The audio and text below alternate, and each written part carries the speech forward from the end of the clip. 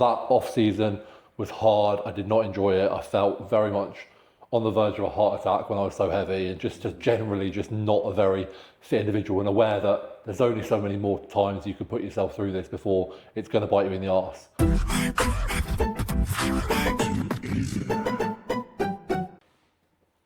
Oh, I never have a smooth entry into this chair. Oh, they're quite high up, to be fair. Yeah. Like, even my legs are sort of like dangling, and that does not happen very often. Well, there we go. There we go. It's comfy. From your hair washed, what's your ear? Beard up, beard shape up, please.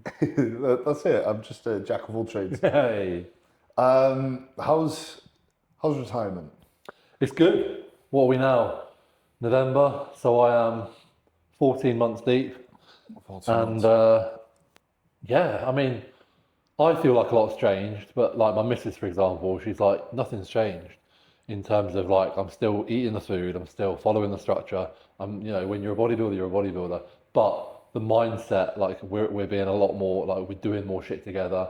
There's a lot less pressure. Like my weeks are far more flexible. Like I think I said to you earlier, just the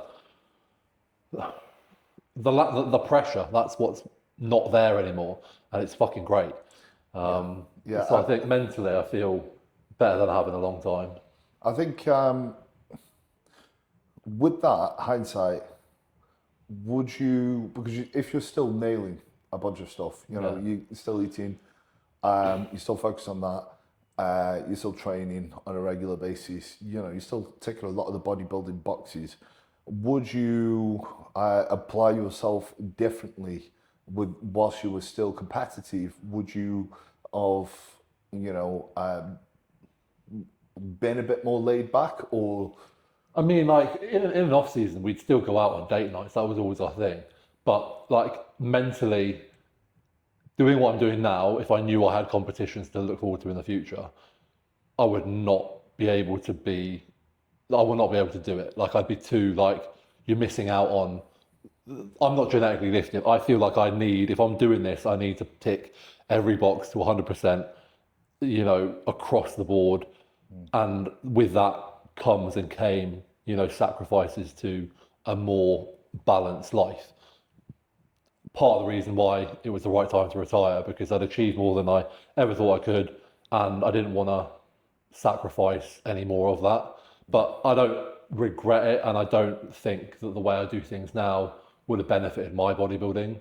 I think with some people it probably could, but yeah, I would have ended up beating myself up more if I were as relaxed as I am now. Right, yeah. Knowing that there are people out there who are not missing a fucking beat. Yes, yes. And I suppose it's that fine line, because you can be, there is a line of being too on it where you literally won't go on those date nights. Yeah, you won't even break any type of structural routine, and that can be a limiting factor as well. It's like, you know, I suppose an example would be you trying to do an off-season eating completely clean and trying to be as big as possible, because you're just trying to be as optimal as possible. And that probably wouldn't be optimal. Yeah, exactly. Because one, it's going to be fucking harder to get the food in. Yeah. And two, like a level of enjoyment really can contribute. Like if you're really stressed about being optimal. That's it. Like I never stressed. I would stress more not being on my shit than I would being on my shit. Like being on my shit, I would go to bed every night and be like, "Really good day. Like I'm a better bodybuilder this evening than I was this morning. I'm going to repeat that." Whereas like if I missed a meal, that would be what was on my mind. Okay. Whereas like if I miss a meal now, it's like, cool. What like there's 35 other meals in the week to hit. You'll be all good. Mm-hmm. But I don't need to be perfect now, because I haven't got a tangible thing where I'm going against, you know, not only just good bodybuilders, but the best bodybuilders in the world in the pro league. So yeah, and I suppose that adds another element to it, and that's something I could definitely resonate with as I entered the pro league. I was like, fuck, technically, and my competition now is like Samson and Yeah, Jack, 100%. these type of motherfuckers. So and this is something that I've really tried to be conscious not to delve too deep into. Is like, I'm like, God, I need to be so on my shit. Comparing yourself so hard to those guys. I'm like I need to make up for what potentially I don't have genetically, with extreme hard work, but I also don't want to do it to the detriment of the passion. Yeah. Because you can't sustain this without the passion. Yeah. And I think like when I retired, it was very much a culmination of multiple things. Like you said, the passion. The passion started to dwindle.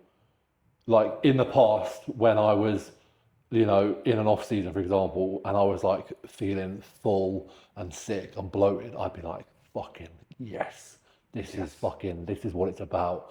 And like, then like the latter kind of off season, couple of off seasons, it was like, I never want to do this again in my life. I'm fucking done. Like that level of like, and I could tell, so there's only so far, like you said, if I extended my career another year or tried another push on of an off season, subconsciously at some point, mentally, I don't think you push yourself as hard because you're so resistant to experiencing what you know is coming. So I got out, I think, just at the right time where like now I'm as passionate, if not more, like I've now gone from bodybuilder to fan. Yes.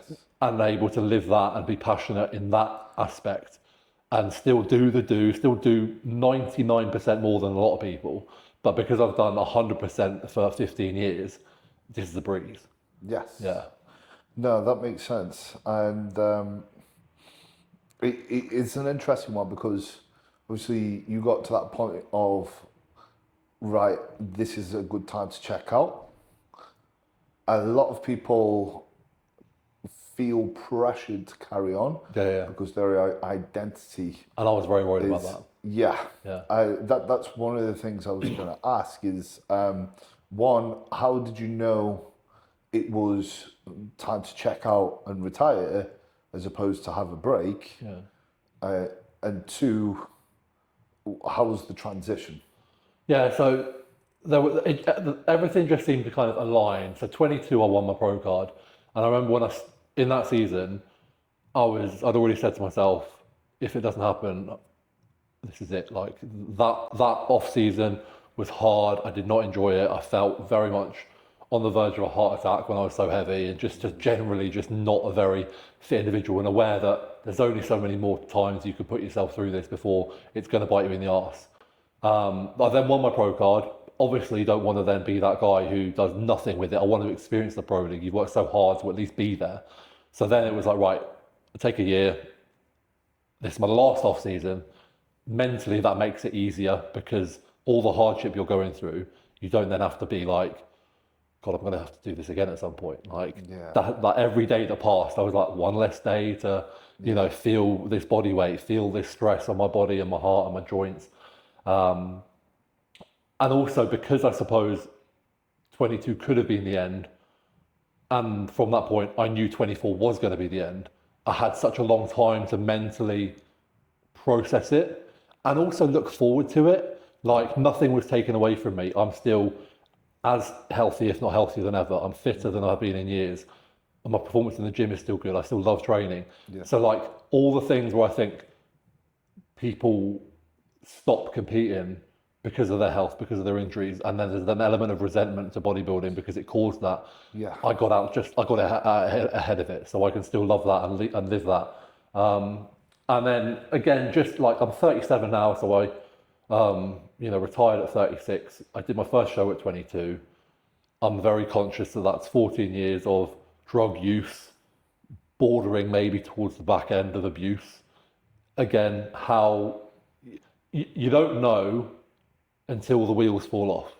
You don't know when they're going to fall off, right? And was that something that you were increasingly conscious of? I felt like I had a very good run, and I never had any health issues. But how good is your luck? So it's for me, and I think the heavier you are, the more you're running a risk, because it doesn't matter. You know, realistically, drugs, of course, they're not fucking great. But the body weight and the stress on your heart, everyone's heart is not too dissimilar in size. But if I'm 50 kilos heavier than everyone else, yes, then that's a lot more stress. And that's what's going to kill me. So 100%. There's a couple of things with that. So obviously we were talking about this whilst we've trained, and this is one of the incentives behind wanting to just not really push my weight too much, because, you know, past a certain degree, your body's not going to know muscle, body fat. Weight is going to be weight, and that's going to equal stress. So it makes sense to actually be conscious of how heavy you are and how heavy you're getting. But additionally, for you to, because you are a tall guy, well, in fact, the tallest IFBB pro, that is a completely different ball game. That's another level in itself. Yeah, like the feedback, and I use Jamie Johal as a measuring stick here. Like Jamie had the fucking incredible physique, something I looked up to for forever, and like his 22 season or 23 was his last season. We were training together at the time, and like I was there for when he got back from the shows, and his feedback was, just come in 10, 15 pounds heavier. Like, so for me, for where you're at, like you've done your pro debut, you've stacked up very nicely against some of the best physiques in the world. You know, from an aesthetics sort of from a structural point of view, you're there. Sure, you need more size, but you don't need to fucking slam on loads. If they see you next time you compete and they're like, Jack's made improvements, the judges are going to note that. But for me, it was, I need to be fucking 20 pounds bigger. So it's not like I could play that slow game. Yeah. You know, the necessity for big off seasons would always be there until I was 320 pounds on stage, if that was even possible. And like I said, I did it for 14, 15 years, and I was always trying to be bigger. I got and the gain slowed down. You know, my kind of stage weight in the first couple of years was going up, 14, 15, 16 pounds, then 6, 7, 8 pounds, then 3, 4 pounds, then 2, 3 pounds. So they want another 20 pounds. I'm looking at another 10 years, potentially. It doesn't, and again, to what degree? I won Mr. Universe, crazy shit. I won my pro card, never thought that would happen. When I started out, when I was looking at the UK BFF finals and the guys winning that, I was miles away. Never once did it cross my mind that was a possibility. In the pro league, I might at some point have been able to achieve a top 5, but who came top 5 at this year's Tsunami Pro? You don't fucking know. I don't fucking know. Maybe someone knows, but no one's going to remember that. They will remember from dead. But like, I'm never going to be a top 3 person. And even then, like, how long does that, like, I think unless you're going to be someone who can climb the ranks, has age on their side, then there comes a point when, what are you doing it for? And if I were a couple of years younger, I still would have had the same mindset of, I'm not going to be a winner, but I've got time on my side to enjoy being a pro athlete, and I would have carried on. Because being a pro athlete in the pro league, as you've experienced already, and you'll experience more, is a privilege. It feels fantastic. You're treated completely differently. Pro shot, I will miss that immensely, but not enough to put everything health-wise on the line. And that's it. It's assessing the trade-off. Yeah. And that looks... The risk-reward. Yes. Yeah. And that looks different from person to person. And as you progress. It's like, why... Could you get to a top 5? Potentially. But if you're already having these horrible off seasons where your quality of life isn't great, and you're also at the same time taking years off your life to say, hey, I play something, is it worth it at that point? For most people, you imagine if you just walked into, like, I don't know, we're in a barber shop, like into your local barber, and they're like, how'd you do at your show? I came 5th. Oh, how'd you feel? No, that's really fucking good. Yeah. Like, most people don't think that, like, unless you come 3rd, 2nd, 1st, it doesn't mean anything to anyone. No. Like, as bodybuilders, we know, like, if you get in a top 10 in a pro show, that's fucking solid work. Get in a top 5, fucking fair play. And any more than that, you're really fucking good. But to Joe Blogs on the street, me saying I missed the universe means a hell of a lot more than me saying I came 8th place at the Italy Pro in 2020, whatever it was, 4. Yeah, and that is a good point, because I suppose that reiterates that the main incentive for actually doing this is yourself and your own passion. Yeah. Because the chances are, because I look at the statistics of things, right? And there's been one person in the UK who's won a pro show this year. Right. A SAS. Right, yeah. And I'm like, that's the likelihood. Yeah. You know, that's how many UK guys have competed. You know, that's a small percentage. So it's for most of our bodybuilders on the planet, you know, the odds are against you for winning a pro show. Yeah, I mean, straight away, as soon as you win a pro card, you're in like the top 1%. Yeah. You know, and then to go from there, you know, but again, we don't, I'm sure, you know, your mindset's similar. Well, I don't know, but some people do like very much place a lot of emphasis on winning things, but for me, it's never been about that. To begin with, I never thought I could. I never thought I was good enough. But I very much enjoyed the process of being better. And bodybuilding gave me that outlet to physically take control and do that. And then you do that for long enough, chances are you're probably going to get pretty good. And then, you know, you win some stuff and that's great. But like, it's always been, I've wanted to be better. And again, another reason that added to why I wanted to stop was I didn't actually feel like I had much left that I could do within my own. I hate using genetics, but I suppose after maybe 15, 16 years of pushing everything, I'm entitled to use that word. I felt like my genetics had absolutely started to cap out. So yeah, like that was and that's why, you know, so it's balanced. For me, I want to win a pro show. Yeah. And in my head, that's something I'm like, okay, I'm going to do it. I'm going to do that. But this is so long, bodybuilding is so long, I can't just live off that. Yeah. The hopes that I win a pro show. But it is realistic for you, that's the thing. Like so many people say random shit, like that is realistic. You've got age on your side. You've got the progress you've made over like the last couple of years.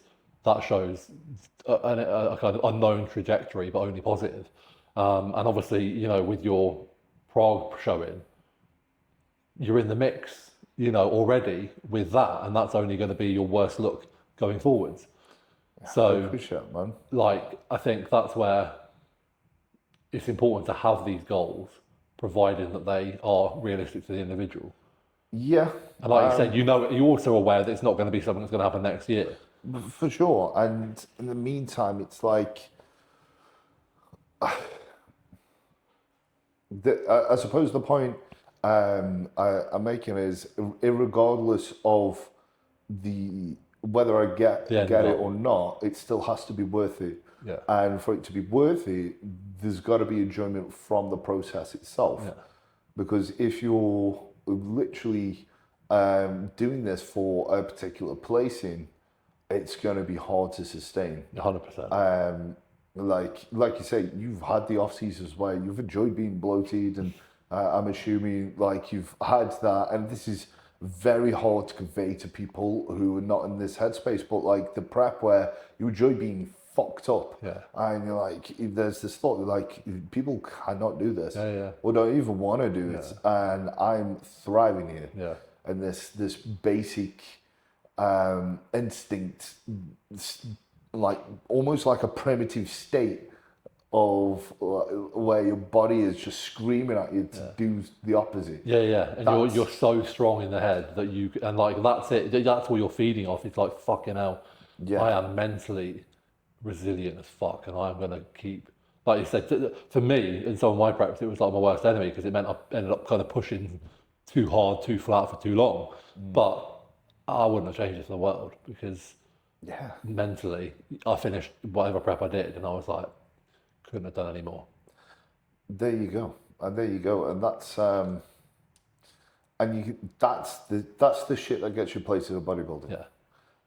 it's that type of mentality, and that's something that, of course, as you're retired, you're still going to fail. You still train still fucking there, really fucking hard, Yeah. and you're still because you enjoyed the process. And I'm constantly reminded, like the temptation to sort of jump back on or plan something is always there. And training with guys like yourself and other pros doesn't help. But I just remind myself why I did it in the first place and why it's the right thing. And soon enough I come down to earth. But yeah, like the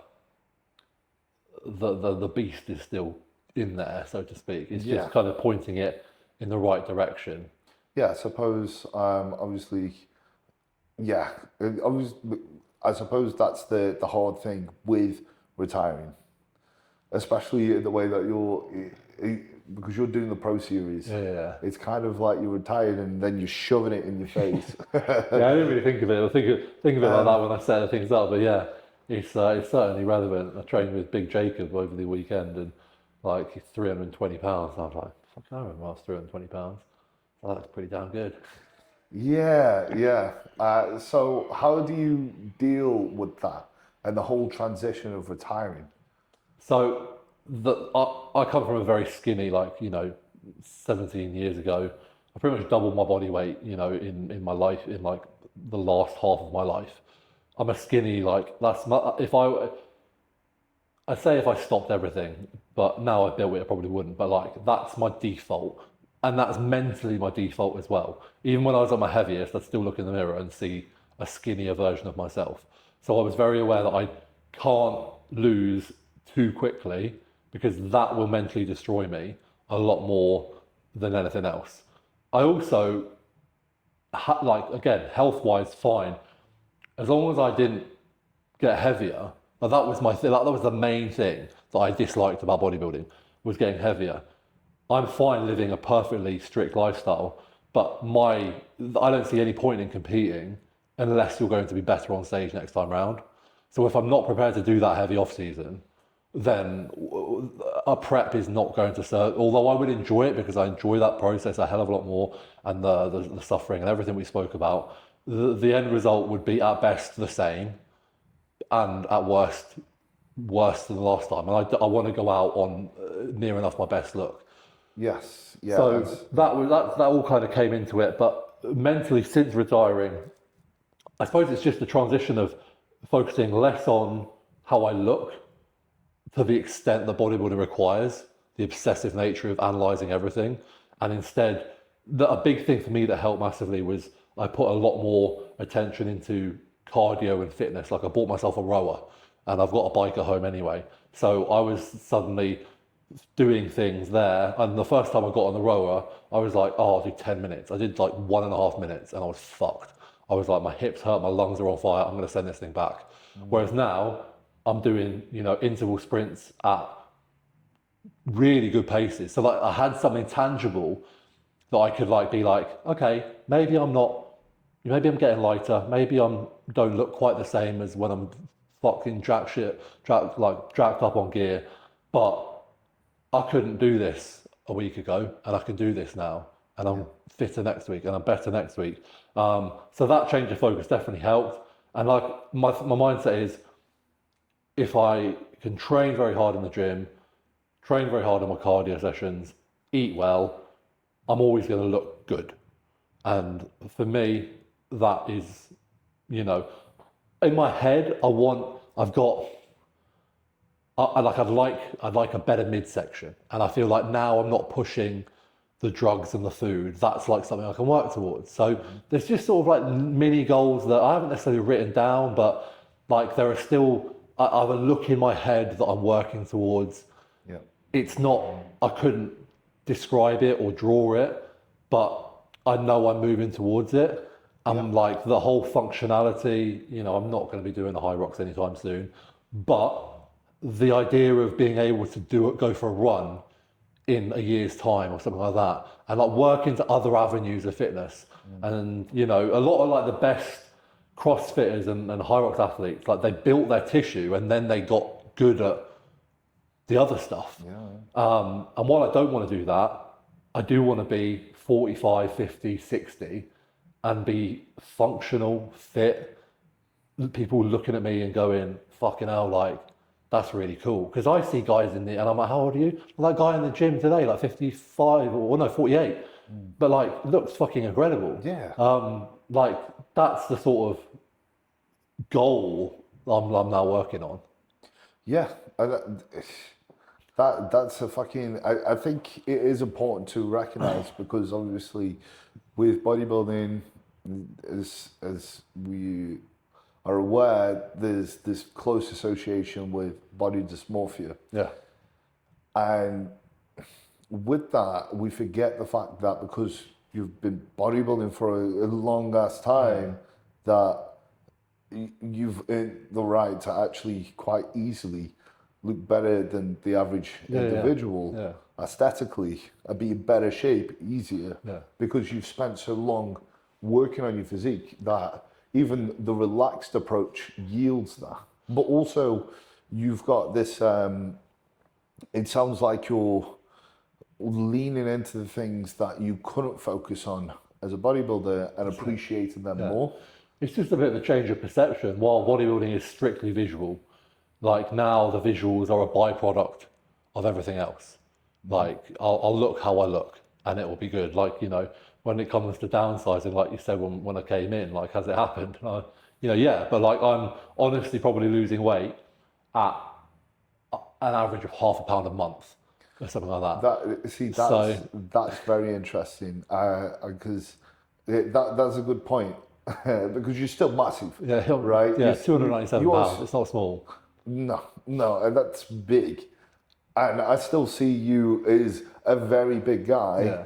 And that's why I was like, are you still downsizing? And it's interesting because this is what we mentioned earlier, but how hard it is for individuals to downsize when they do downsize, that how long it takes and how sometimes you have to be a bit extreme with the approach of trying to forcibly downsize if you really want to do it. Yeah. I think like I did think it would come a lot. Like I thought I would drop weight a lot quicker. Yeah. You know, like it got to the point where like I still follow a set diet unless I'm out with a vet or whatever. So like I know where my calories are at and like I am pretty much constantly hungry. There is an element like one of the things the vet said when I finished is like, why don't you just like listen to your appetite? I was like, because I'll be fucking like 350 pounds again. Like I'm a hungry boy. Well, that's pretty fucking cool though. Because it's a good place to be because it means I can enjoy these things like you know this weekend I'm going out for food with friends on the Friday. Saturday we're going out with like my stepson and having food there, and not that I need to be able to justify it, but I don't have to like even consider what I eat. I have that natural earned flexibility now. And I think it's just happened quite. Does it put it into perspective? Because obviously, with you being a taller individual, would you say that you would be I don't know, like a harder gainer? 100%. And like with that, does that put into perspective? Because even a harder gainer still has that where they're not actually losing size like that. Yeah, I suppose this reinforces to all the gym bros out there that get scared of losing size if they miss a session.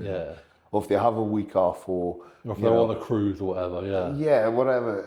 It's like not that easy. No, I think if you committed yourself for a couple of years to grow an appreciable muscle, then from that point onwards, like my gear is minimal. I'm still keeping it in because I still want to look good and I know it makes me feel good and it's not a detriment to my health.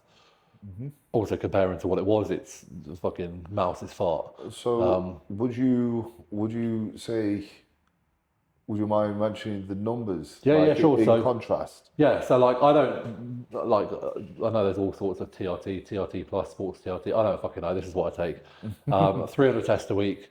And 160 mast a week. I'm taking the mast until I run out because I had quite a bit left over, and obviously now it's a non-event. So like the long-term plan will probably be get to finish the mast, run 300, and maybe at some point drop to 250.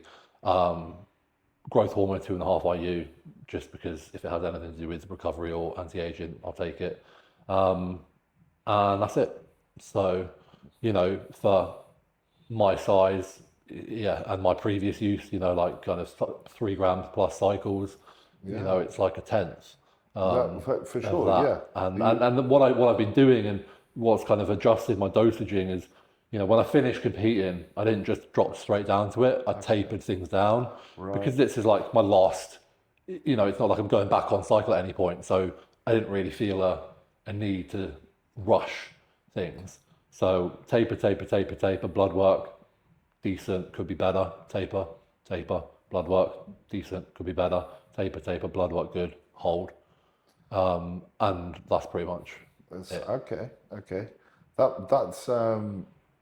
That makes sense, obviously, and you've got your health into a great place, and it makes sense to sort of settle on those dosages where you feel good, you can still perform well, you're functional. Obviously, you are really leaning into the fitness side is going to play a role in that, and settling where you're at.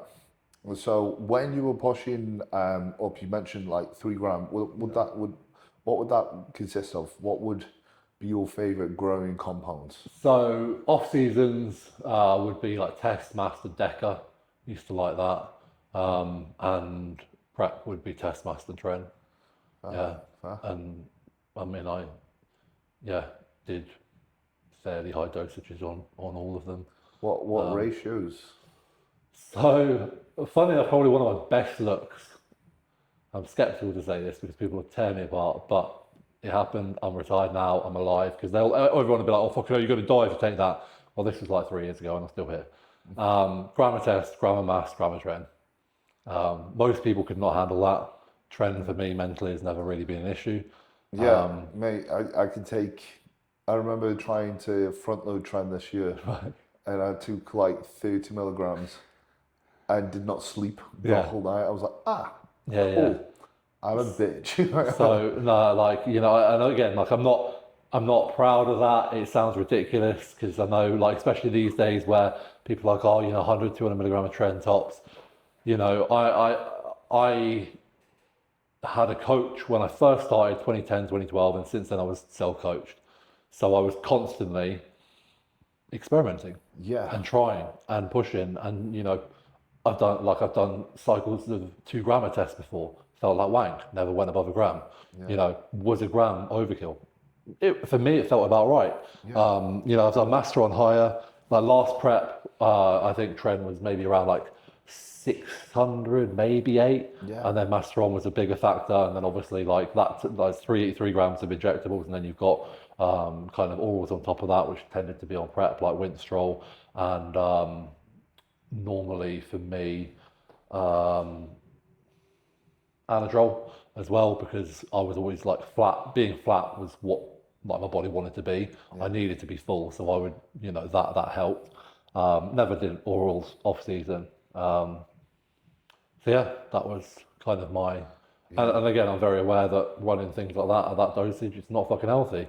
And there's only so many times you can get away with it. So, but yeah, I mean, obviously, this contributed to your decision to retire because you were still, relatively healthy. You've not had those scares there, and it's something that you're conscious of. And as I said, like I felt like genetically I'd sort of tapped out, but I'd also tapped out at a level of drug use that I was able to justify and be comfortable with. Yeah. Could I have got bigger if I pushed to 4 grams? Potentially. And that's, but the trade-off. For what? That's it. So like at some point you have to make a sort of mature call. Or not, and take the risk. I mean, again, it's completely up. I suppose there's no right or wrong with this because it's your own call. Yeah. And at some point it's worth it, at some point it's not. But as you get heavier, it's the weight as well adds to how unhealthy you can feel. Because you can be on like a cruise dose and still feel like shit because you're heavy. And drug use, of course, it's very individual, completely individual. And some people have Because when you're mentioning genetics, when people mention genetics, they think, oh, it's just your shape and your ability to grow, and like I said. But there's this response to gear and the ability to, like, how much progress you can get from gear, but also how much it affects your health. Yeah, how much gear can you take without it being a real negative? Without the sides. And like I say, for me, I'm a bitch on trend. For some fucking reason. Yeah. And I've tried to, that's one of the reasons why I wanted to try front load it to see if find a way. I could tolerate it. There is a way. And I'm like, no, okay. No. That just seems to be one of the things for me. Yeah. Cool. And like someone like yourself, you're completely fine. Yeah. And that's why, you know, you can never copy and paste someone's cycle for sure. But would you say, obviously you mentioned that you had to push, so talking about food, how did that go? So funny enough, like, I don't have to eat as much as maybe a lot of people think to grow and add weight. But it's still not like it's small amount. So like generally the off seasons would be 6,500. That's not a small amount of food. But I think when you compare it to, you know, I'm sure Jamie did like 7.5. And when you compare it to like strong men in a similar kind of weight bracket, you know, they're at least claiming kind of 8,000. So like, you know, there's a lot of guys a lot lighter who have to take calories up to the 6K mark in an off season. So yeah, like it would generally, I've always been a more solid amount of protein, you know, probably like near 400 grams there, and then 1,000 grams of carbs and fairly low fat has always been my kind of approach.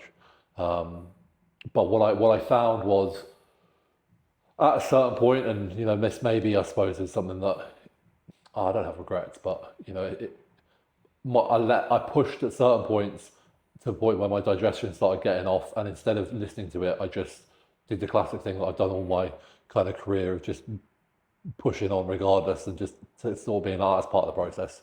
And I don't think that benefited my progress or even like the midsection look. Because again, midsections aren't blown out by drugs. I think they're blown out by poor digestion, being bloated for longer periods than you need to, and just being in a state of distension, really. I agree, and this is something that I'm becoming conscious of because I've had off seasons where I'm like, God, I feel like I'm pushing.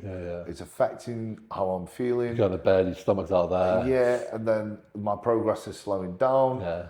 And you know, I can start taking more, but I'm not making as much progress as if I just felt like my digestion's fine. I'm like eating more, and you know, and it's not helping the issue. Whereas if I and then you start to pull back because you'll have to, and all of a sudden you're like, oh my God, my training's good, my training's fine. Like the life, let's call it life's better, sleep's better. And then you make it, and then something where I've had to say, it's like, okay, listen to that. I have to remind myself it's switching off that stubborn bodybuilder in this side of your head to the thing that's going, all these things are little red flags, mate. You know, what are you going to do about it? That's it. And this is why I like bodybuilding, because it's the art of balance. Yes. And, you know, you can push all you want, but your body you will have to pull back at some point with certain things, whether it's an off season or a prep. It's like you can't stay in the gym and train all day, you know, or else we would do that. If volume was the factor, then who can stay in the gym the longest and do the most will be the biggest. Exactly. Yeah. Pretty simple, and there's that fine line, and that fine line is individual for each person, and it's a constant evolving target as well as you're moving forward. It's like your digestion may take less as you get bigger. And the longer you do it as well, the more food you eat over time. You know, it's like anything. It's repetitive strain to an extent. I think that's and you do a lot of your stuff. You don't have a coach at the minute, do you? No. Yeah. So again, like, you know, for me, like, I loved bodybuilding even more because of that level of control, discipline, but also self-feedback, self-learning, That's self-experimentation. something I was going to touch on. Is the self-coaching is like, what were your incentives? So initially, I had an old school. He wasn't even. He was my age, but old school approach. Like I said, first show in 2010, second lot of shows in 2012, 2 year off season. I think I did the off season. It was one of those where he's a local guy. Dross was his name. I go, oh, Dross, I want to do a show, 20 weeks. Cool. There you go away and do that. And you see me in the gym, do it with posing and do the rest of that and do that. And then, yeah, I took a 2 year kind of off season, came back to 20 weeks. Yeah, you're a bit fat. 2 hours cardio a day, 16 weeks out. I was like, cool. You know, just get on with it. And I remember finishing that prep and just being like, it got me in great shape. I don't know. Two things. Well, first of all, I knew there was a better way of doing it, but I didn't know how, and I wanted to find out. And secondly, I wasn't sure I wanted to compete again with just the challenge of being a robot. Like, I wanted to challenge myself to be able to put myself on stage in a good way. Yeah. So I took another 2 years, 2014, did my first set of shows with Naba, won my first ever overall. Obviously was like, well, I can clearly coach myself, so let's just see what we can do. And always, I mean, I'm an only child, so there's that level of syndrome there anyway. And just that totalitarian element of control. Everything I did, you know, obviously I coach now and I love being part of people's process, but I fucking loved every victory, knowing that no one could take an ounce of this credit. Yeah. This is fucking all me. Yeah. And, you know, I very rarely even had anyone to look at me because I was often super self-conscious and self-critical. That I didn't want anyone to look at me until I was ready. And then what would be on stage. Yeah. And there's a lot that I can relate to that. Obviously, I haven't self-coached the entirety for as long as you have, but I do love the ability to explore, trial things out. It helps because anyone that has worked with me will know I'm just a very laid-back person. I'll do this stuff, I'm just very laid back. And it helps me even lean even more to the laid-backness because once I'm in the routine of just ticking the boxes of eating, training, sleeping, I'm good. I'm good to go. But I think as well, like, this is where a lot of people, I think, use people who do self-coach to try and make them out that they're maybe not as good a coach for other people. And my caveat to that is we can try things firsthand, we can experience things firsthand, we can relate. And then also you said something just then which has completely gone out of my head. What were you just saying? Laid back? Yes, exactly that. Yeah. If we can do all of this self-coaching and do it in a laid-back, low-stress state and put that onto our clients, Yes. how many bodybuilders fuck up their preps because they stress the shit out of themselves for no fucking reason? 100%. Yeah. Right? If you have that ability, that's genuinely why I think I've always been done pretty well, is because, sure, I stress as much as anyone to a degree, but I have an ability to rein it in and not actually let it impact me. Yes. And like get my head around it quickly before it becomes a physical response that then has a detriment to how you perform your day to day or how you look. I think as a coach that's massively important because it's often the missing link. If you can at least emphasize and try and pass on that level of mindset and demeanor and calmness and stress-free environment, then your guys and girls are going to do really well and benefit from it. Not even just in bodybuilding, just in life, the ability to take things. I mean, life's stressful. You can't avoid it, but you can control how you react. Yeah, exactly. Control the controllables and apply as much energy as needed to certain things. And one of my incentives to self-coach personally was to challenge that narrative even more. It's like, okay, how because it's kind of a spiritual thing as well. to really teach yourself balance and objectivity. Again, when your body is at the depths of prep and in this very instinctual place of please feed me and please fucking stop doing what you're doing. And kind of bipolar to an extent, and be able to kind of out of body experience yourself, and just detach from, like you said, all those feelings, all those, you know, natural cravings, and you know, everything that your body is screaming at you. You've got to be able to, right, realistically, what do I need right now? What do I, and be objective, you know, and you do raise a very good point, because if you can do that with yourself, you can do that with other people and have that objectivity, because your body is in a very emotional based state where it does heavily influence, or can heavily influence you to make emotion-based decision based on how you feel. It's I mean, there's been times where it's like I'm having to really think about refeeds in a prep, because I'm like, okay, is this a refeed that's necessary, or is this me just defying some sort of binge? And then on the other hand, I'm like, do I need a refeed? I'm digging really fucking hard, and I'm like, no, I actually do need a refeed. It is time. I think for people like us, that's the balancing.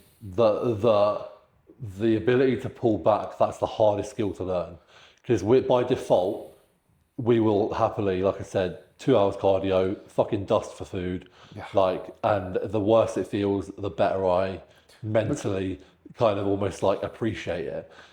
But again, bodybuilding isn't about who can suffer the most, it's about who looks best on stage, and the ability to take a step back like that. That was the turning point in my self-coaching, was when I finally started to get refeeds and carb ups right. And took the pressure of pushing off. Learning your own balance. Because up until that point, I was lean, I looked good, but I wasn't the fullness I ever needed to be to really maximize the frame that I had. And I remember like that 22 when I won my pro card, I was like, okay, that's it. That's it. I remember having a conversation with you from your prep prior and saying you wish you'd fed more, pushed more, pushed more food in during the prep, and lo and behold, I think it was the year after you got your pro card, and that was really awesome to witness. And I think whilst obviously pushing, there's work ethic to push as hard as you can. That's also an easy way out in some regards, because it's very easy to think all or nothing, and very hard to be, you know, it's very easy to be black and white, but it's very hard to be grey. 100%. Find the grey, and because that requires a lot more attention to detail to completely balance yourself and not tip the other one way or the other. It's very easy to just go. And again, I've been in this place. I'm like, right, okay, just if I do more sets, then it should be better. Or if I just lower my food, then it should be better. And then it's not actually better. And there's the reality telling you, okay, that methodology is not working. You need to actually, less can be more in some cases, and that's okay. I mean, it would be so simple, wouldn't it? Like if it was just black and white, like if it was just, you know, the winner of the show is going to be the one who could fucking push the hardest. But there's so much more, but that's what makes bodybuilding great. That's what makes it so fucking interesting. That's what, like I said, that's what kept me realistically doing it for 10 plus more years than when I first had my thought of, oh, maybe I'm not going to do this anymore. It was that just, there are so many things to constantly look at and analyze, and you know, it's, again, a lot of people, which is why they have coaches, that's too much. It's too much stimulus. It's too much information. It's too much to handle. But you know, there are the outliers, like always, who, you know, we're like, nah, fucking, I want to know, I want to feel, I want to experience, and I want to learn and adjust. That's it. Yeah, and I suppose this is because I understand the head fuckery that comes along with self-coaching. People want to mitigate that and put it in someone else's hands, and not have to deal with the amount of mental energy that it takes. But also you can thrive off just trying to solve this equation. And again, that can keep you going. It's like already I've been thinking about my approach when I prepped for the pro card. I'm like, these are the things I would have done different. Obviously, I attempted to prep this year and I had to pull out, and I'm like, this is what I would have done different. More, I want to see the result of me solve the equation in a different way. And that's the fun of it, but again, there comes a lot of head fuckery. It's fun for some and it's torment for others. And trying to balance it is really that's what makes it complicated. You know, 100%. And it's quite a contradiction because in some ways bodybuilding is so simple. It is so simple. And then there's really complicated shit. I would say, like, in essence, for 90% of people who bodybuilding is simple. Not easy, because it requires consistency, and people are not a fan of that, especially in this day and age, for a period of time. But on paper, it really is pretty simple. Yes, the further you get along, the more nuances there are to consider, and the more variables and the more, things there are to have to control. And again, this is where people like jump in so far ahead of everything, the newbies in the gym looking at the fucking science-based optimal guys. When really they should be looking at, what did the biggest dude, even if he's a fucking idiot, do to get that big? Because if he's an idiot and he's big and he's got big, fucking hell, that shows anyone can. 100%. Like, when I started in the gym, it would just be like, Jesus, he's a big motherfucker. You go over, speak to him, it'd be like a fucking plank of wood. But you'd watch him and you'd be like, does those movements, trains fucking hard. And that's I can do that. Simplicity, and that's the majority of actual what drives progress. I suppose what we're referring to when we're talking about the intricacies is when you get to a specific point, especially competitively, and you're looking to get the additional percentiles. Obviously, I like the fatigue, right? It's a big buzzword now. And it's getting a lot of stigma because there are a lot of guys who've just started training, conscious of it, and that way of thinking is going to keep people small. 100%. Because every time they start getting anywhere, they're fatigued. They pull back, and they stop all progress. Where that's more so for someone further ahead, a lot further ahead, where they're outputting so much and they're so addicted to, train to failure and pushing, and they've built so much tissue, they've built so much intensity, they've got experience, body weight, all these other stresses behind them. Things need to be, and even then I'd say it could be, overemphasized to an extent. Like, I do really like how brutal and simple Jordan is kind of consistently, the message he's putting out. While I don't agree with everything, I think you can't go wrong by taking the majority of what he says and, applying it. I know in his Q&As he's always getting like, what do you do to manage fatigue? He's like, just fucking go to bed a bit earlier. Or, do you know what I mean? Like, that is a big thing. Do you get sports massage? No, I don't. Like, how do you feel if you wake up and you're sore? I fucking get on with it because it's what I do, it's what I love, it's what I know makes progress. And for the vast majority of people, that's what they need to hear. That is the case, because whilst we talk about the balance of being able to pull back and push, and whether they need to tighten the screws or loosen the screws a little bit, most people need to tighten the screws. Most people need to work harder, and most people need to be okay with pushing themselves. And when they've exhausted that and they've seen where actually that red line is of flagging themselves, that's going to be a reference point, and that they can go, okay, cool, this is that's where you got to with your self-coaching journey, when you're like, okay, I've pushed too much, genuinely, now I know I can refeed, and it be a benefit. If you tried to refeed before that, you probably wouldn't know. Soft on stage. Exactly. And it's I suppose You've got to fuck around and find out to earn the right to actually be really conscious. You've got of like yourself. the fantastic thing about the human body is it adapts. So you're tired, keep pushing. Next time you get that tired, it won't feel the same. You feel easier.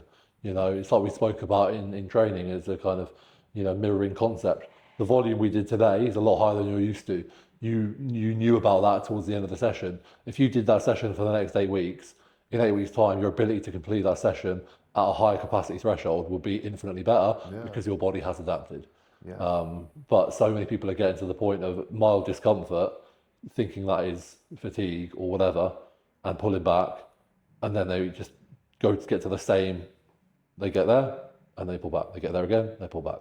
They don't push past and set a new actual point of, right, that's what I'm capable of, and then I need to pull back, and then I'll go a little bit further, etc., etc. 100%. And you can increase your capacity for things. This is also a general statement. When you reach, because people are like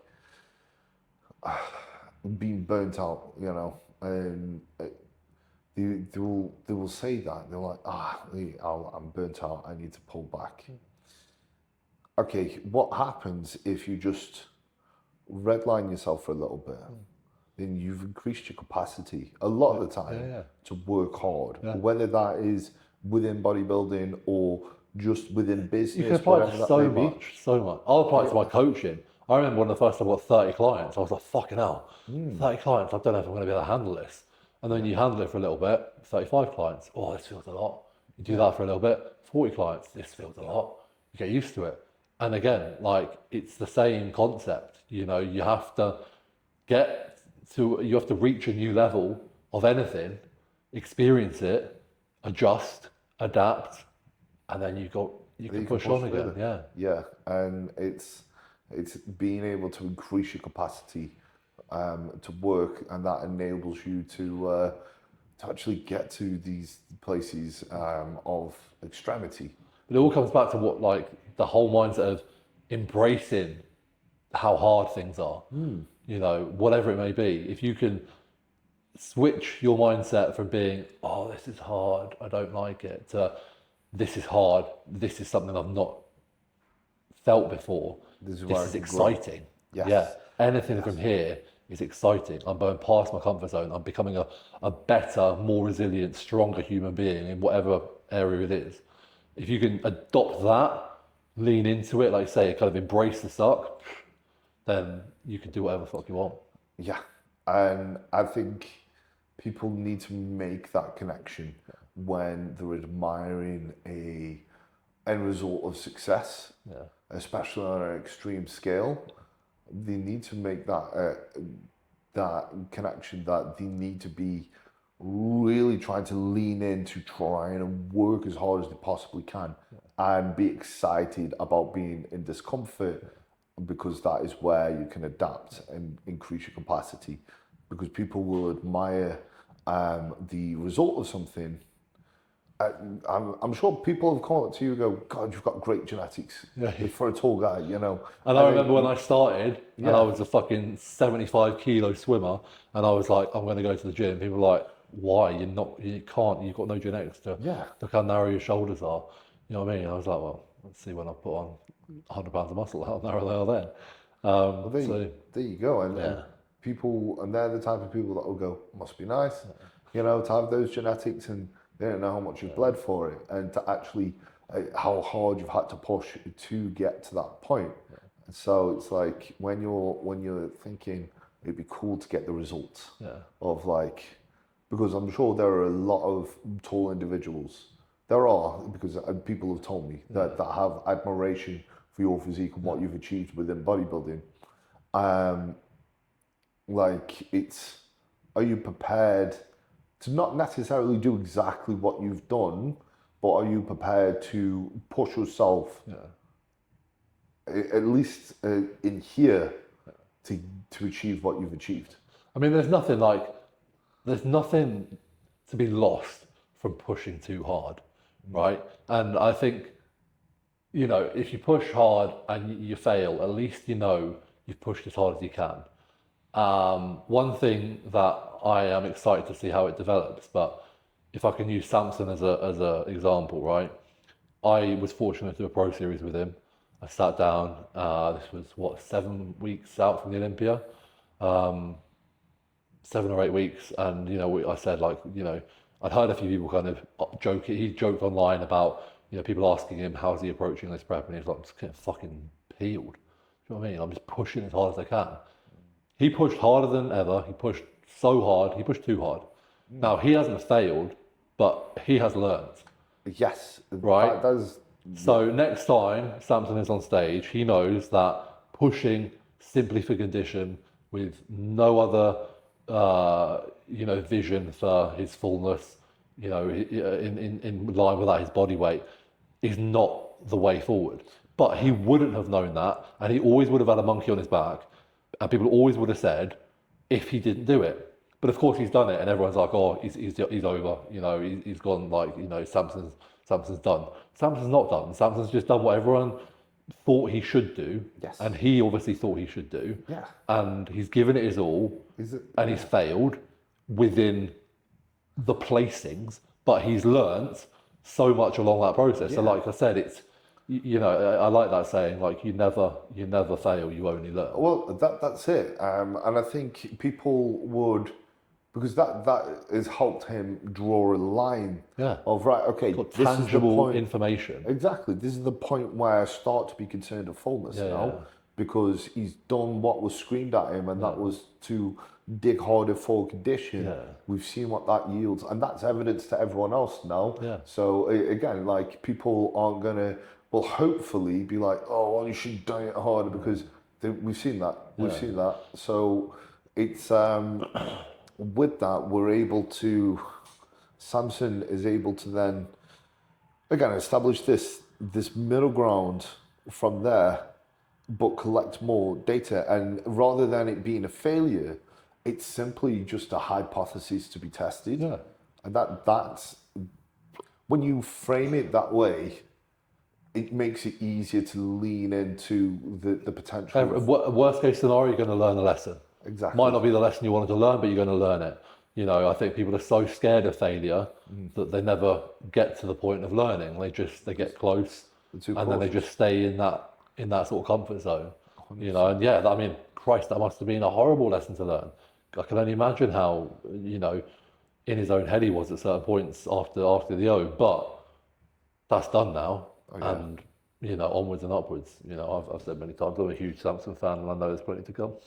Yeah, I honestly, I think I agree with everything you said. Like, I think he's gonna absolutely come back, and it's because people. It reminds me of Jay Cutler. Yeah. A little bit, where when he lost, was it 2007, 8, 2008. He a lot of people counted him out and said he's done. No, he's not the youngest anymore. He's been 2009, boom, domination, 100%. And I feel a similar thing with that. I think so. Again, it's a hypothesis to be tested, and if you're doing a sport like this, especially if you're going to be self-coaching, or even you are a coach. Yeah. You've got to. You still need to push limits. Like, nobody is a fortune teller, and no matter what the science says, everyone's different, and people need to experience how they operate, how clients operate, and how they are in certain states, and because everything is pretty much an educated guess. 100%. And the more educated you are, whether that be through your own research or anecdotal data of an individual that you're coaching or yourself, the more educated that becomes and less of a guess. Yeah. But when you make a decision, and this could be something as small of, okay, we're going to bump up calories by 200, and that should see a weight gain, and then the weight drops. Okay, that didn't work out. Cool, contingency, we'll throw a little bit more food in. An educated guess, right? And it's learning how to adapt from that. Yeah. And also not be so stubborn with your ego to go, fuck, I'm going to keep reattempting that. Just doing the same shit and hoping for the best. Yeah. But and again, like, without plugging coaches too much, and, you know, encouraging clients to stay with them. The best like athletes who work with coaches work with them for a period of time and don't shit the bed and kick all the toys out the pram when things don't go their way because a coach has tried something. Yes. Because if a coach has tried something and it doesn't work, I promise you, that coach did not want you to, you know, not place or look like that. They want to learn from that. But if you're then switching coaches, yeah, sure, you might hit a coach who nails it first time by luck, but then that won't work next time. And they haven't got a fucking clue why, because they don't know you. Like, this is where, yeah, sure, if you're with a coach a couple of years and they fuck up every single time, then take the hint.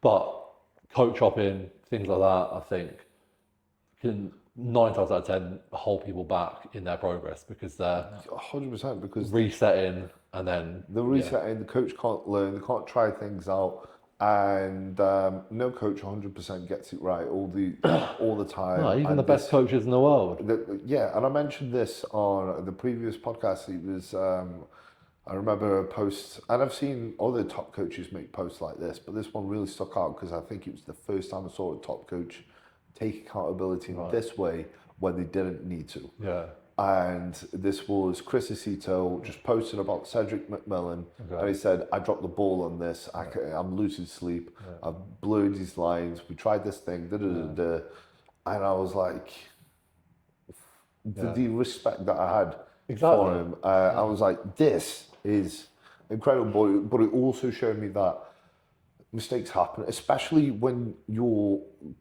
competitive, you're doing shows. It's even more so when you're at the Olympia level, right? Or even you're really fighting for those 0.5%. You're but trying like to a lot of catch things, lightning in a bottle. Sometimes that 0.5% gain can be a 10%, 20% loss. You don't know until you try. Yes. So. And I suppose like it's again just trying to be comfortable with trying shit out, because that's how you fuck. Well, when you fuck around and find out, this is where you find out a lot more, right? And then you can have a basis of knowledge to pick off and go, okay, cool. I've got contingencies for fucking every situation.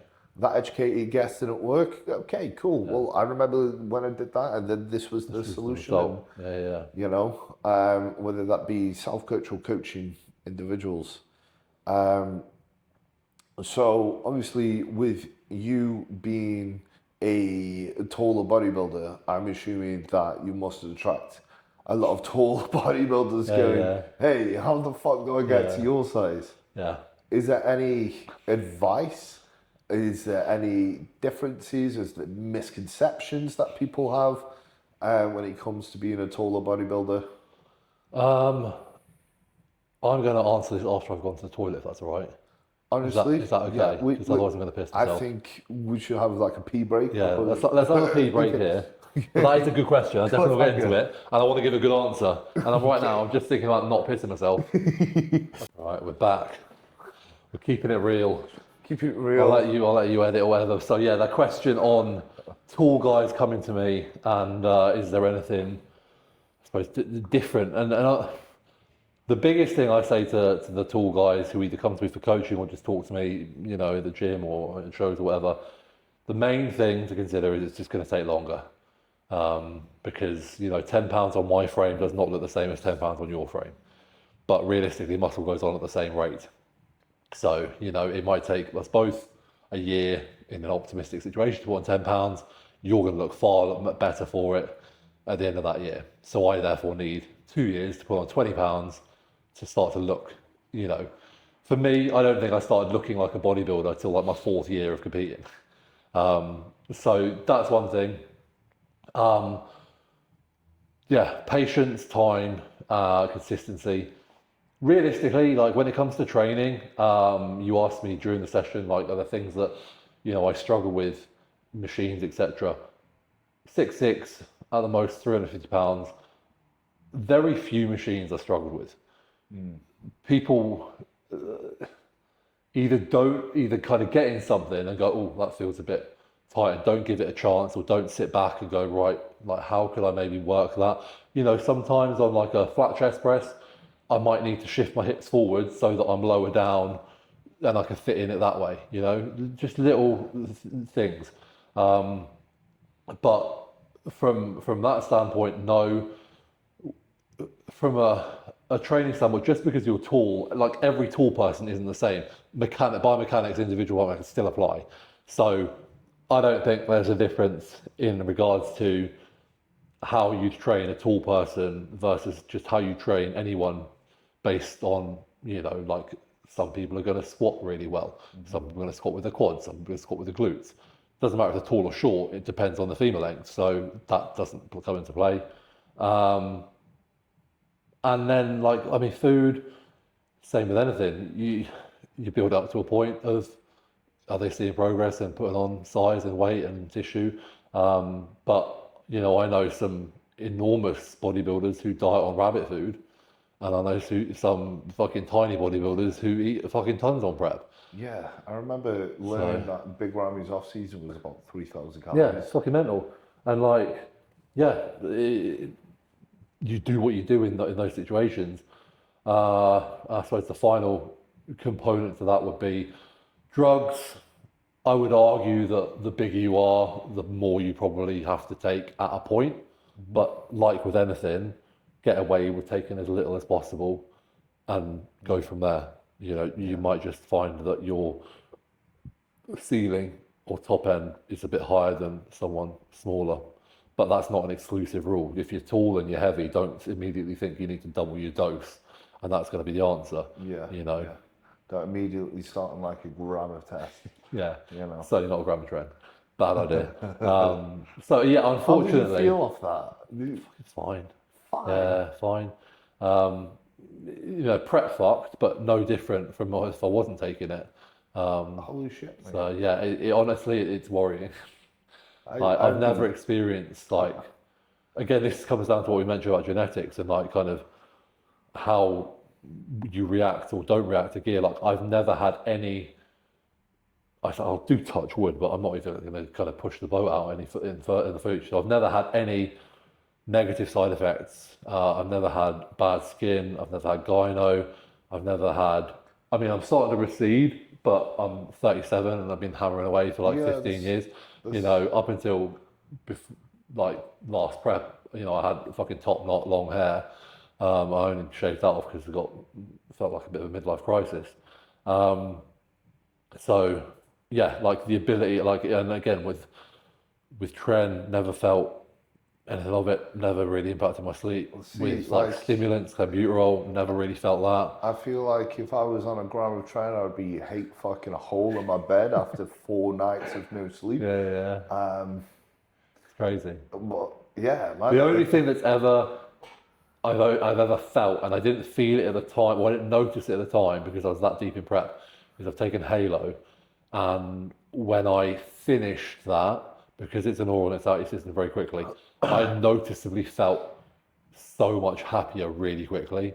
And I was like, this isn't, like, it was the first time I sat back and went, that wasn't I'm eating a little bit more food and feel less fucked, because I was still very much fucked from prep. That was a drug that was really suppressing my happiness and like overall positive mental state. Yeah. But apart from that, yeah. No, yeah.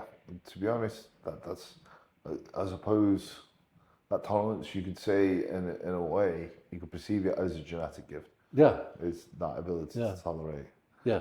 Again, it's going to be an individual thing, and I think, I suppose the take home for the taller guys is it's not necessarily all lumped into this category of being told this approach, because there's still individualism for every single person, regardless of tall.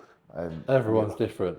Being told doesn't mean you need to eat on shitloads of food, take shitloads of gear, or you need to be overly conscious of biomechanics. Because I didn't see you really, you know, obviously we've had a couple of sessions, I haven't seen you really try to, you know, align yourself and be overly conscious of that. Just generally put the seat to the bottom, hope for the best. Yeah, you're a big motherfucker. You just, and there are some people that are like trying, I suppose this comes from being, it's similar to the talk of the fatigue, right? It being overly conscious, overly of analytical of everything. Yeah, and again to that point of this really doesn't suit my biomechanics, and that is this And if that wide is the case, spectrum of things. Yeah, I understand like an odd exercise or whatever, but if you're like, God, unless you're very biomechanically retarded. Yeah. Then I think the main thing for tall people is, the last thing they want to hear. It's going to take longer, but the reward of that is it's fucking cool when you get there, and it's freaky when you get there. It is, yeah. And people will remember you, for that. So, 100%. Like, God, I remember first seeing you, right? And I was 18 years old. This was 2016. right. And I saw you. You were sponsored by USN, and this was a UK BFF show. And the fact I can remember all that to that detail is like, I remember because you were a big motherfucker. Yeah. And it was like, holy shit. Yeah. And that was the first bodybuilding show I've ever been to, right? So, and I was like, because it wasn't just muscle, it was muscle and the stature. That's it. And I remember being with, I was with Zach at the time, and he was like, yeah, that's Josh Maley, big guy, Nabbit. I don't know if you won the universe at that point. I don't think in 16. I think I won it in 17. I got close in 16. Yeah. But I was on that, like, I was up there within NABA for sure. Yeah. And obviously that stuck in my head because of the stature that you had. And I suppose that is a very good point to put out there, is for the taller guys who whilst it may take longer, the stature that you're going to fucking have. That's it. And like with anything, like, the percentage of people who can build a good physique is pretty slim. The percentage of people who can build a good physique and be 6 foot plus is even fucking slimmer. Like, if you're someone who likes a challenge and wants to stand out, then that should be, and I think hopefully people like myself, people like Jamie, can have like allowed people to understand that it's possible. But I know one thing that helped me hugely when I started was my complete naivety of height. Like, I was watching Ronnie Coleman YouTubes, Jay Cutler YouTubes, fucking Marcus Rule YouTubes, and being like, these guys are fucking units, and thinking just because, why not, that they were probably my height, or at least, 6'2", 6'3", 6'4". Yeah. I know Marcus was tallish, but like, I don't think any of those guys were over 6 foot. And had I known that, I might have been like, oh, well, I can't relate because, they're not. But I had that naivety. And by the time I found out that they were shorter, I'd already made enough progress to know that didn't fucking matter. Yeah. And hopefully now, what I've done, what Jamie's done, people haven't got an excuse to, say it can't be done. Granted, we're not Olympians. We're not the best of the best in the pro league, but I think we have given people an opportunity to understand what's possible. And like with anything, when you set that, the natural order of things is people surpass it. 500 kilo deadlift, never been done, got done, all of a sudden, 510. That's it. Me and Jamie, 6'6", 6'5" bodybuilders, never really been seen before. And now people can go on and get better. Because it's tangible. Yeah, you can see what's achievable. And I love how you said, like, you were just ignorant to the fact that height was playing a factor. Yeah. Which is like what has allowed you to have that belief, it's possible for me as well. Yeah, why not? And then once you were more conscious of it, and it goes to show what you believe to be true is quite often the case. You could the kind of limiting mindset you could put on yourself without knowing is phenomenal. Yeah. And I've been guilty of that in other areas, but like, I think bodybuilding, I was fortunate to not like have that lack of common sense or naivety, whatever you want to call it, for long enough to make the progress, to realise that I could progress regardless, and then I just carried on. Yeah. And it's an interesting one. An interesting fact, do you know the last Olympia above 6 foot? Olympia or Olympian? Olympian. Mr. Olympian. Mr. Olympia. Oh, well, Samson, is it Samson slightly above? Is he not? No, it's 5'11". Is he? Gunter? Maybe he didn't win that Oh, long. he didn't know. No. Arnold. Really? Yeah. Shit. Oh, wow. That's crazy, isn't it? Yeah, there you go. It gives a lot of perspective into it. It's Yeah. how, but this is why I suppose this is a great topic to speak about actually, because I think it was Lee Haney that suggested this. There should be two Olympias On height. Yeah. based on height, because there's two different looks. Yeah. And I won't lie, like that's what attracted me. I did 2010 UKBFF, 2012 UKBFF. 2012 I did like Inters, and that was the year like Luke Sandow, he competed in that category at the finals. Sass was meant to compete in that category at the finals but didn't. I think Neil Andrews is in that, like, and I remember like I was not in bad shape, but I was just a tall, under-muscled guy compared to very complete, shorter guys. And then like I didn't really know about NABA because I suppose NABA's more of a northern federation. I was sort of Midlands. Found out about it. Found out they did 4 height classes. I was like, fucking hell, well, at least I'm going to be against people. Like I'm still like people still joke that I still needed my own height class, but at least there's like you're not going to have a 5'6" ball of muscle against a 6'6". There's a different, it's a different look, because one of the reasons why it's hard to place someone like yourself and Jamie in a pro show is you stick out like a sore thumb. Different. It's, and it's like it is a different look. And if you like, if you're comparing, if the measuring stick is what they are, like overall muscularity, we're always going to be at a disadvantage, because, like I said, we need to be 330 plus pounds on stage, and no one's even been close to that. But there's going to be the stature does play a role. Yeah.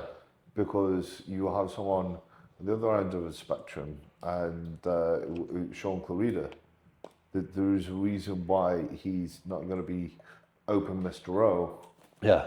Because there is the element of stature. Even though he stacked up very well in a lot of open lineups. Yeah. The stature is going and that's one thing, actually, it reminds me, kind of talking back to the stature and kind of that being should be a big driving force for tall guys to get bigger.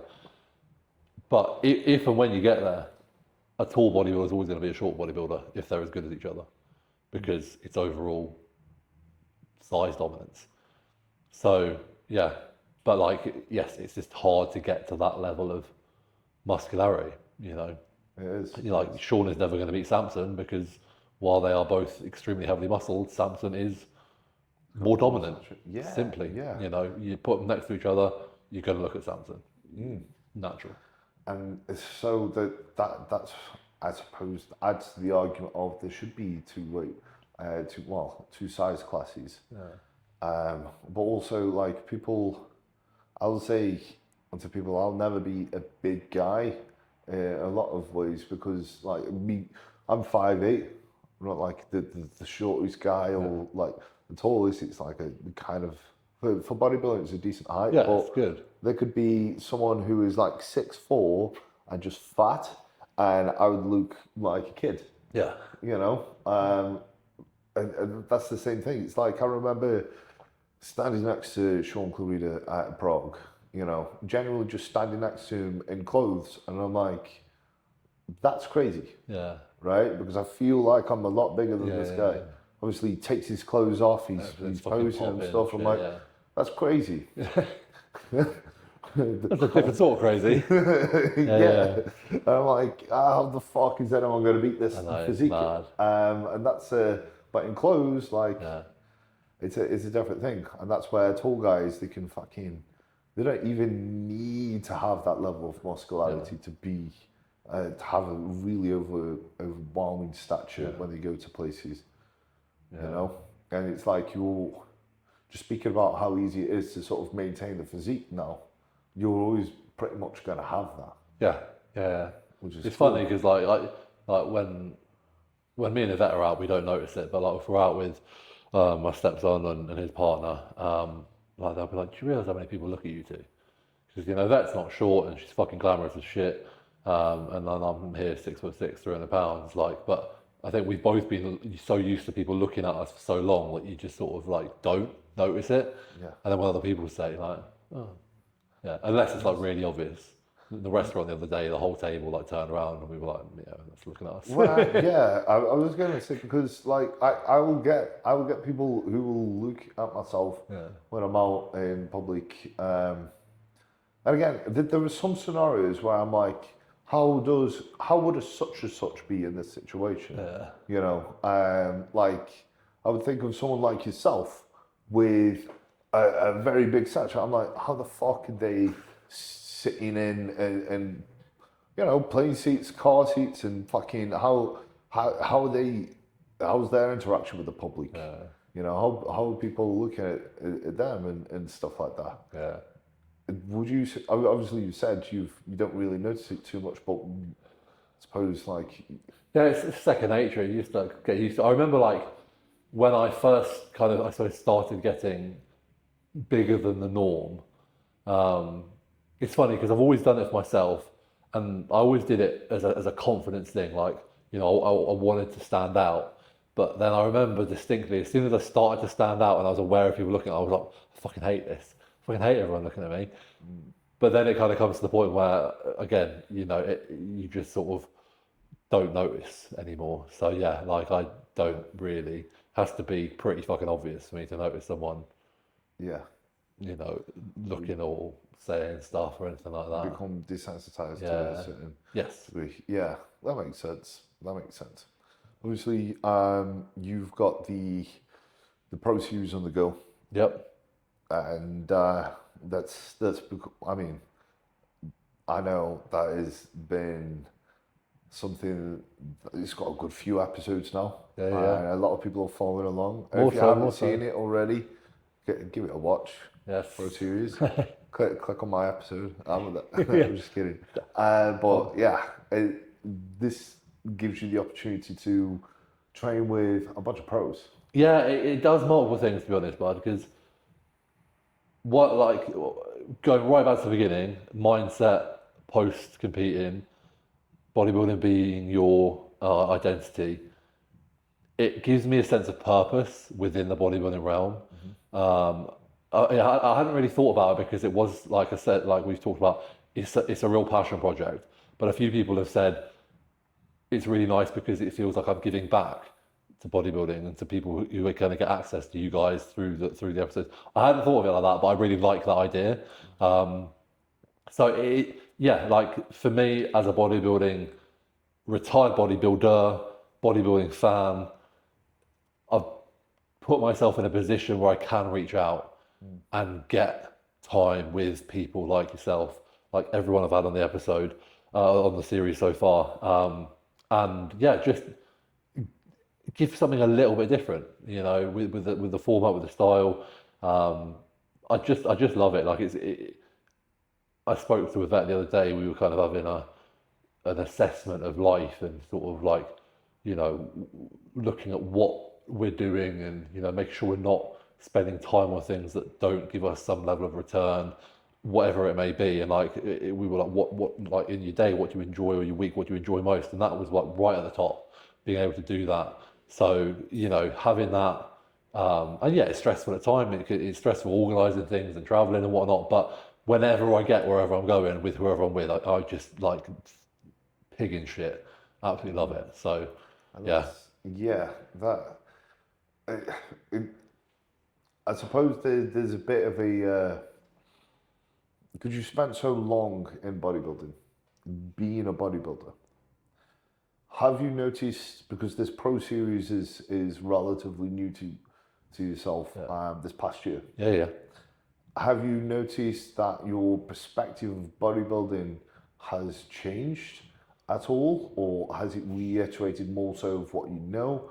Has there been some take homes? I like my training is. I mean, my training is pretty flexible anyway. But I have my style, as we've seen today.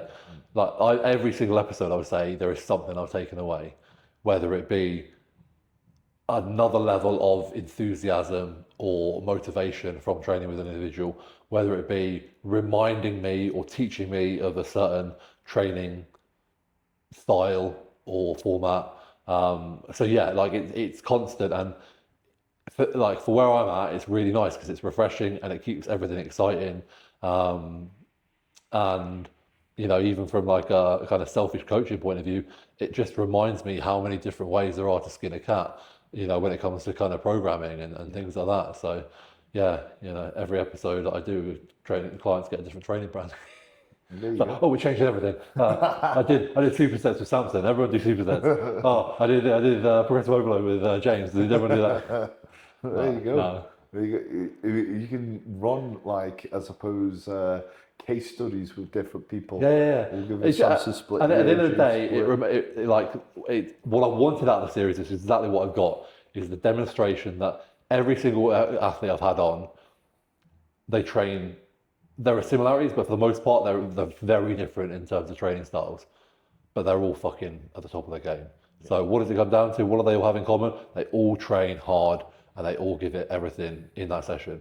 And then outside of that mindset, they all have a very similar mindset of there's always a humbleness to everyone and a respect level, but also kind of a level of self-belief and just, again, everything we've spoken about, that drive to push and embrace the hardship and do the necessary. And like, that's what I wanted to give, because everyone's looking for the secret. There is no secret. And if you watch that and you see everyone who is there, while everyone is different, there are certain things that you could pick up on from every single episode that link, and they're the things that are not sexy, are not interesting, and are not necessarily what people want to hear. But if you could pick up on them and you can apply them, maybe you could build a pro series. There you go. That's a great incentive. That's a great incentive. There you go. Watch his shit, apply it all to be on it. Yeah, there we go. It's full circle. Yeah, I had an Easter egg, which is great, and that was worth everything I've done in bodybuilding, to be honest, in terms of that experience. But Josh Maley, mate, I could talk to you for like... Hey, honestly, it's flown by. I don't even know how long we're chatting, but thank you very much. We have. And I'm sure we will do it again at some point. I hope so. For sure, and I really appreciate you coming down. If people want to follow you and get to know you a bit more, if they don't follow you already, where should they go? So Instagram is the main place, so at Josh_Maley, very simple. And then YouTube, again, like we just spoke about the Pro Series, I would be eternally grateful for anyone who hasn't heard of it to check it out. And if you like it, subscribe. The channel is Josh the Viking Maley. I'm pretty sure if you type that in, that will come up. And there is a playlist in there, so you don't have to watch all my shit, which is boring as hell. You can go to that playlist, the Pro Series, every episode is there. And like I said, genuinely at my point in my career, I don't care if people follow me for me, but if people follow that series, I honestly think it can offer so much inspiring and valuable content, really. Yeah, and it is genuinely very top quality stuff as well. Big up Sam George Media. Yeah. He's my man. Yeah. And he, as someone who was a participant in it, but also as a spectator of the videos, it's the quality of it is, high. It's great. It's the shit. So, give it a watch. I appreciate that. Give it a watch. But yeah, until next time, folks. That's all. See you later. Thank you, mate.